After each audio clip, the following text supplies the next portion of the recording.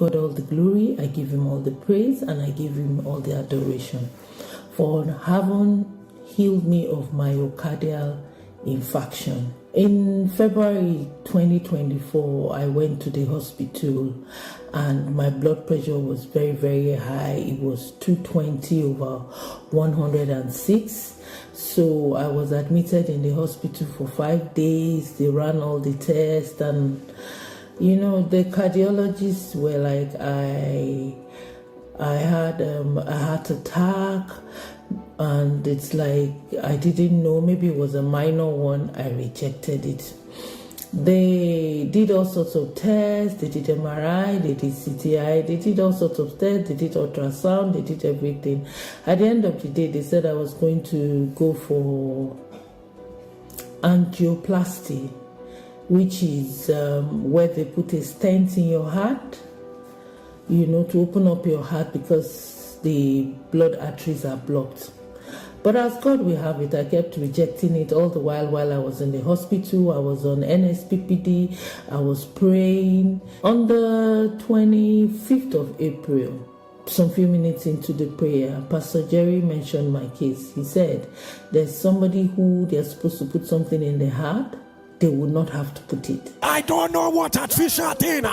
They said they are going to put in your heart. But hear me as I hear the Lord. If you will not doubt, I announce it is reversed right now. Then he said again that myocardial, he mentioned my case just the way it was. He said, myocardial infarction is reversed. I see it written in front of me. Myocardial infarction. Myocardial infarction.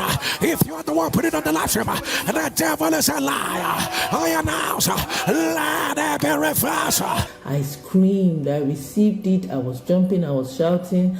6 weeks later, I was in the hospital for the procedure. But on getting to the hospital, I told the nurses who were preparing me for the procedure that I think I should just go through another test because I feel very well, and I don't think my arteries are blocked. And they were like, no, okay. At the end of the day, they agreed with me to wait for the cardiologist. So when the cardiologist came, he checked me, and they did MRI, they did CTI, they did ultrasound of my kidneys, they did ultrasound of the ultrasound for the kidney was clear. There was no test they didn't do. They did diabetes test. It was every single test they were coming in was negative. And then I told myself, I said, I've been on NSPPD since 2020. It's not possible. All this communion I've been taking, it's not possible for them to see anything. No, it will be clear. Besides, Pastor Jerry mentioned my case. So that means there's no way there's any myocardial infarction. There's no way my arteries are blocked. There's no way my blood vessels are weak. It's not going to be possible. Then one of the cardiologists came in, and the next thing I heard was like, oh, you might be having a bypass surgery, or you might be having a surgery for the heart. I said, no, I won't have it. Not me. Everything in my heart is clear.